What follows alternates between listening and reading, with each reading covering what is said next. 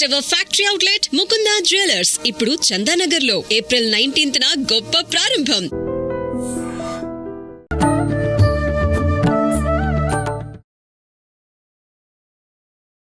నమస్కారం, welcome to I dream. ధర్మ మార్గం విత్ విజిత కార్యక్రమానికి స్వాగతం. ప్రస్తుతం మనతో పాటు ఉన్నారు Indian Vedic scientist Brahmashri Eshwar గారి సుకేష్ శర్మ గారు. ఇప్పుడు వారితో మాట్లాడి మరిన్ని విషయాలు తెలుసుకుందాం. మనకున్న సందేహాలన్నింటినీ కూడా నివృత్తి చేసుకునే ప్రయత్నం చేద్దాం. నమస్తే అండి. నమస్కారం తల్లి. సాధారణంగా ప్రతి ఒక్కరిలో ఉండే ఒక పెద్ద సమస్య ఈ మధ్యకాలంలో ఏంటి అంటే, ధార్మికంగా ఆధ్యాత్మికంగా మేము ఎన్నో పూజలు చేస్తున్నాము, ఎన్నో రకాల ఆచారాలు వ్యవహారాలన్నీ కూడా పాటిస్తున్నాము. అంటే మానవులు అన్నాక కోరికలు సహజము, కష్టాలు సుఖాలు సహజము. అయితే మేము ఇన్ని చేసినప్పటికీ ఎందుకు వీటి నుంచి బయటపడలేకపోతున్నాము? ఇవన్నీ పక్కన పెడితే మా పూజకు అసలు ఫలితమే లేదనుకుంటా. ఫలితం ఉండుంటే వీటి నుంచి మేము బయటపడే వాళ్ళము. అంటే బయటపడలేదు అంటే ఆ పూజలకి ఫలితం లేదు. మేము చేయాల్సిన విధానం అంతా కరెక్ట్గానే చేసాం. మరి ఎక్కడ లోపం జరిగింది? ఇది పెద్ద సమస్యగా ఉంది ప్రస్తుత రోజుల్లో.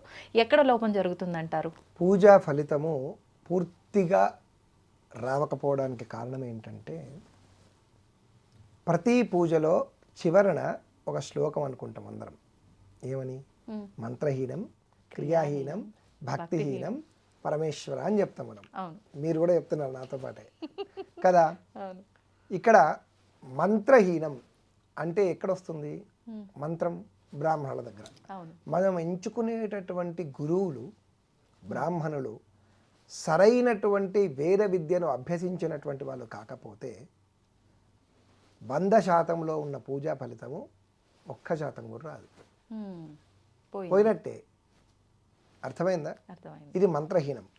అందుకే మనం ఎంచుకునేటటువంటి గురువు ఎవరైతే ఉన్నారో వాళ్ళ అర్హతను బట్టి ఆ గురువును ఎంచుకోవాలి మనం. కానీ మనం ఏం చేస్తున్నాం? ఫలానా గురుగారు 25,000 అడిగిండు, ఈయనైతే 2,500కే వస్తా అన్నాడు. షిఫ్ట్. ఈయన ఎడ్యుకేషన్ ఏంటి, ఈయన ఏం చదివాడు, ఈయన ఎంతవరకు సామర్థ్యత, ఇతను చేయగలడా లేదా అనేది చూడట్లే. పంచగట్టుకున్న ప్రతివాడు పంతులే అని అనుకుంటున్నారు. అది కాదు.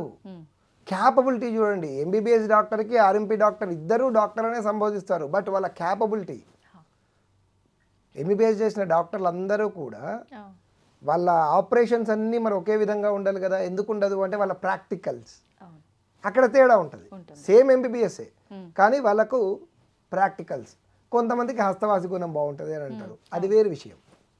అలానే ఇక్కడ వాళ్ళ చదువు, వాళ్ళ అనుభవం, వాళ్ళ మంత్రానుష్ఠానం, ప్రతిరోజు సంధ్యావందనం చేసేటటువంటి బ్రాహ్మణుడి ద్వారా చేయించుకున్న పూజకు ఉండే ఫలితానికి, బ్రతకడం కొరకు ఆ ఇంట్లో చిన్న చిన్న పూజలు చేసుకుంటూ బ్రాహ్మణ్ణి అని చెప్పుకునేటటువంటి దానికి చాలా తేడాలు ఉంటాయి. ఇది మంత్రహీనం. ఇది బ్రాహ్మణుల నుంచి జరిగేటటువంటి. ఇక్కడ మనము కొన్ని విషయాల్లో మనం కాంప్రమైజ్ అయితే కొన్ని విషయాల్లో అవి కాంప్రమైజ్ అవుతాయి. ఇక క్రియాహీనం. క్రియాహీనము అనంటే పూజకు కావలసినటువంటి వస్తువులు, సంభారాలు, వస్తువులు. మనకు కావలసినటువంటి వస్తువులు ఏమైనా కానీ భగవంతునికి సమర్పించేవి నాణ్యమైనవి ఉండాలి. లో క్వాలిటీ పూలు, లో క్వాలిటీ పండ్లు, తక్కువకు ఏది వస్తే అది, ఏది ఆఫర్ వస్తే అది, వాటితోనే మనం పూజలకు మోస్ట్ ప్రియారిటీ వాటికే ఇస్తున్నాం.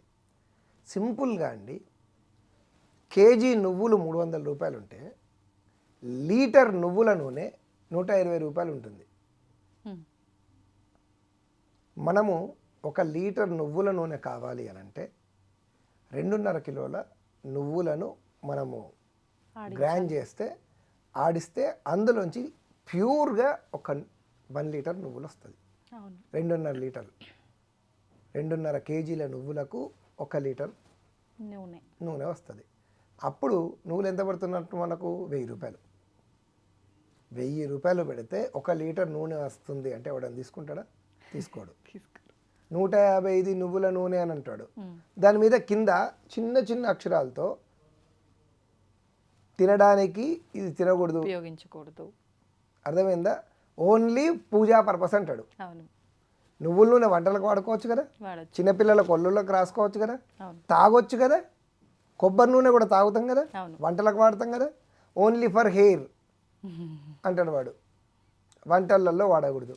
పసుపు మనం వాడే పసుపు గౌరమ్మని తయారు చేద్దామని నీళ్లు పోస్తే పసుపు యొక్క సాత్వికమైన గుణం ఏంటి అంటే నీళ్లు పోయంగానే అది అబ్జర్వ్ చేసుకోవాలి. కరెక్ట్. గంట అయినా నీళ్ళు అలానే ఉంటాయి అందులో, మనం కలుపుతూనే ఉండాల్సి వస్తుంది. అది పీలవదు.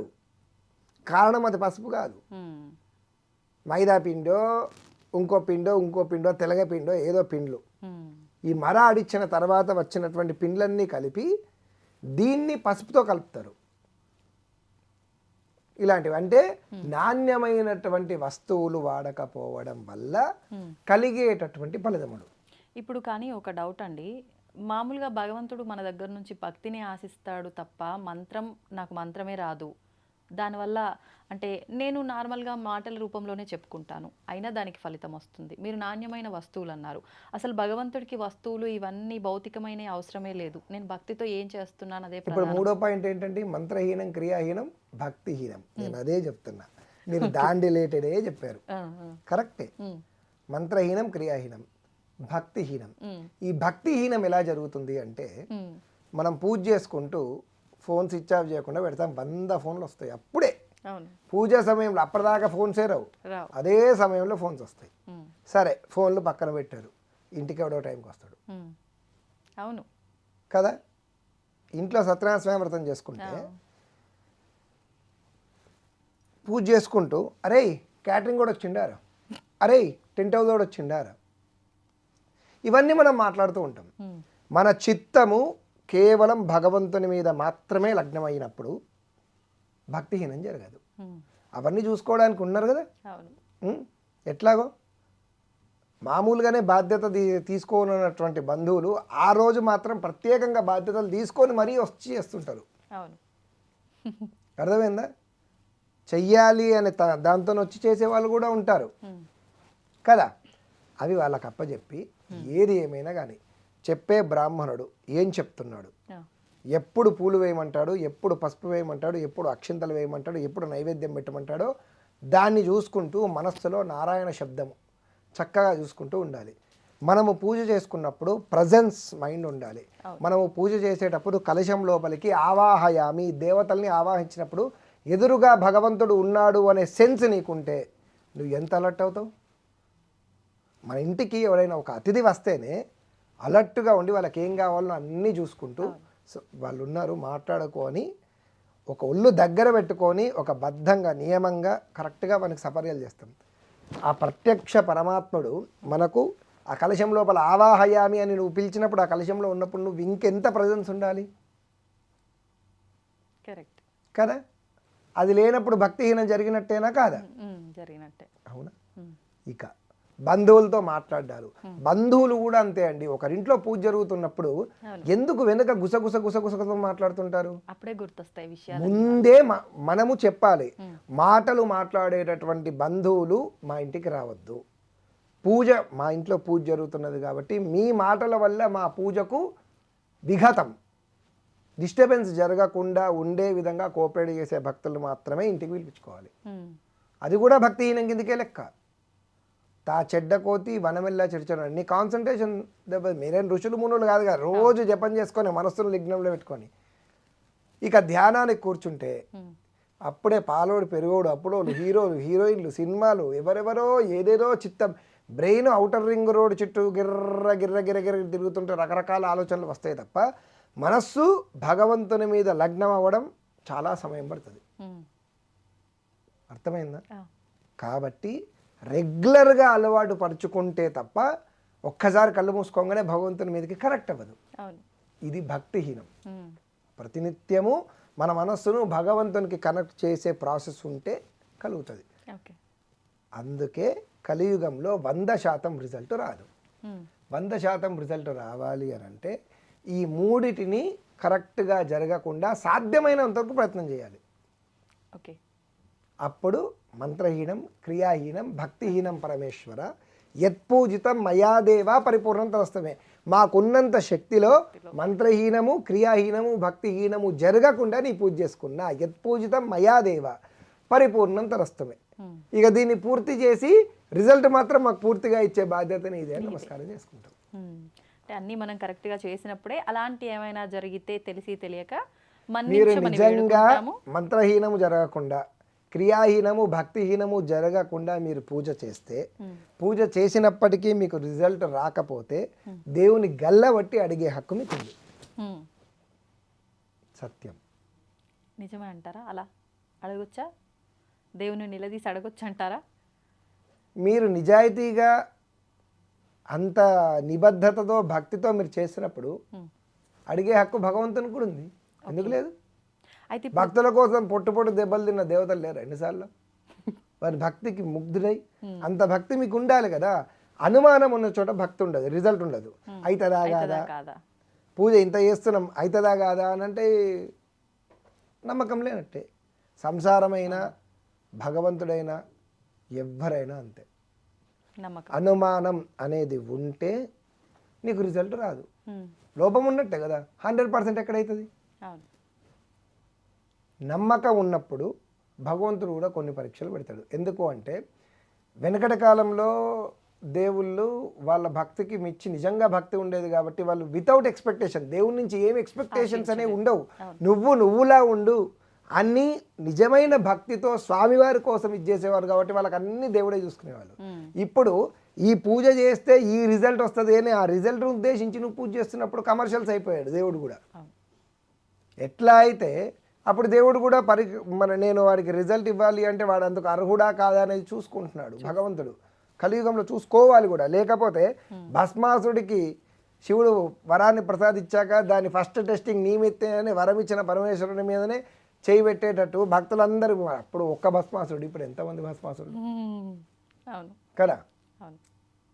పూజ అంతవరకు ఓకే అనుకున్న రిజల్ట్ రాకపోతే దేవుడే లేరు అని అంటాడు. నువ్వు అందుకు అర్హుడువా కాదన్నది చూసుకోవద్దా? మన కోరిక ధర్మబద్ధమా కాదన్నది చూసుకోవాలి. అవునా కదా? ఇప్పుడు మీరు అన్నట్టుగా ధార్మికంగా ఈ రకమైన పూజలు విధానాలు ఇవన్నీ ఆచరించటం ఇవన్నీ చేస్తేనే నిజంగా మనం అనుకునే నెరవేరుతాయా అంటే అంటుంటారు కదా, కలియుగంలో ఇవన్నీ అవసరమే లేదు, నామస్మరణ ఒక్కటి చేస్తే చాలు అని చెప్పి. నవవిధ భక్తుల్లో ఏ విధాన్నైనా కానీ మనం ఇది చేసుకోవచ్చు. ఏ రూట్ అయినా పర్లేదు. భగవంతుని చేరుకోవడానికి ఏదో ఒక్కటి పట్టుకోండి. 36 పట్టుకోవద్దు. నేను కూడా అదే అంట. 36 విధానం అవసరం లేదు. ఏదో ఒక్క మార్గం పట్టుకోండి. మీరన్నట్టు నామజపమే అనుకోండి, చక్కగా నామజపమే చేసుకోండి. అంటే ఏం చేసినా దాన్ని ఖచ్చితంగా మనసు పెట్టి ఏదైతే పట్టుకుంటామో ఆ ఒక్కదాన్ని పట్టుకోండి. అప్పుడు ఆ ఒక్కటే మిమ్మల్ని తీసుకెళ్తుంది. అలా ఎటు కాకుండా పోతాం. లేకపోతే అటు ఇటు కాకుండా ఇప్పుడు మీరు వెళ్ళాల్సిన గమ్యం అక్కడ ఉందండి. ఎగ్జాంపుల్, బండి ఉంటుంది, పడవ ఉంటుంది, ట్రైను, ఫ్లైటు, బస్సు అన్నీ ఉంటాయి. కాసేపు దీంట్లో కూర్చుంటా, కాసేపు దాంట్లో కూర్చుంటా, కాసేపు దీంట్లో కూర్చుంటా అంటే మీరు వెళ్ళాల్సిన లక్ష్యానికి ఎప్పుడు వెళ్తారండి? ఇటు మారడానికే పోతుంది మీకు సమయం. అందుకే పట్టుకుంటే ఒకటే పట్టుకోండి, దాంట్లోంచి వెళ్ళండి. అందరికి ఫ్లైటే కావాలి అంటారు, అది అవ్వదు, అర్హత కావద్దు. ఏదైనా లెవెల్ బై లెవెల్ పెంచుకోవాలి. భక్తి అయినా అంతే. విగ్రహారాధన, హిందూ ధర్మంలో విగ్రహారాధన ఉన్నది అని మిగతా వాళ్ళు మాట్లాడుతూ ఉంటారు. విగ్రహారాధన అనేది బేసిక్ లెవెల్ అది. ఎందుకంటే నిరాకారుడు, అసలు ఏ ఆకారము లేనటువంటి పరమాత్మనికి నువ్వు ఎట్లా ఇది చేస్తావు? నీ ఐక్యూ లెవెల్స్ కందదిగా. ఏ ఆకారం లేనటువంటి వాడిని నువ్వు ధ్యానం చేయంటే కళ్ళు మూసుకుంటే ఏం కనబడుతుంది? నువ్వు అనుకునే ఒక ఆకారం ఏదో కనబడుతుంది, అది ఏ హీరోయిన్ ఎవరో ఏదో పోతుంది, అయిపోతుంది. అట్లాగా. అందుకే నీకు నీ మనసుకి ఒక స్ట్రక్చరు అనేది ఉంటే ముందు మనసు పట్టుకుంటుంది, దాన్ని కనెక్ట్ అవుతుంది, దాని త్రూ తీసుకెళ్తుంది. సూపర్ అండి. నిజంగా మీరు చెప్పింది నిజంగా చాలా వాస్తవం. ప్రతి ఒక్క ఇంట్లో ఇప్పుడు చూస్తున్నాం, ఒకరి ఇంట్లో ఇట్లా ఒకరి ఇంట్లో అట్లా అని కాదు. ఏ పూజ జరిగినా కొన్ని సందర్భాల్లో అయితే సత్యనారాయణ స్వామి వ్రతం జరుగుతుంటే ఆడవాళ్ళు మంచిగా పూజ చేస్తున్న పక్కన మగవాళ్ళు కూర్చొని నిద్రపోతున్న వాళ్ళు కూడా ఉన్నారు. చాలా రకాల వింతలు విశేషాలన్నీ అక్కడే చూస్తాము. మీరు అన్నట్టుగా వెనకాల కూర్చొని ఆ గుసగుసలు, ఇకలు, పక్కపక్కలు, ఆ చీరల గురించి ముచ్చట్లప్పుడే అన్నిటి గురించి ఎక్కడా లేనివన్నీ అప్పుడే గుర్తొస్తాయి. నిజంగా ఇవన్నీ పక్కన పెట్టి భగవంతుడి కోసం మనం కేటాయించే సమయమే కొద్ది సమయం, దాన్ని భక్తితో కనుక నిర్వర్తిస్తే మీరు అన్నట్టు అన్నీ కూడా నెరవేరుతాయనే కాదు, 100% ఆయన అనుగ్రహం మన పైన ఉంటుంది. ఖచ్చితంగా రిజల్ట్ వస్తుంది. అనుగ్రహం ఉండడం అంటేనే రిజల్ట్. అంతే. ధన్యవాదాలండి. నమస్కారం.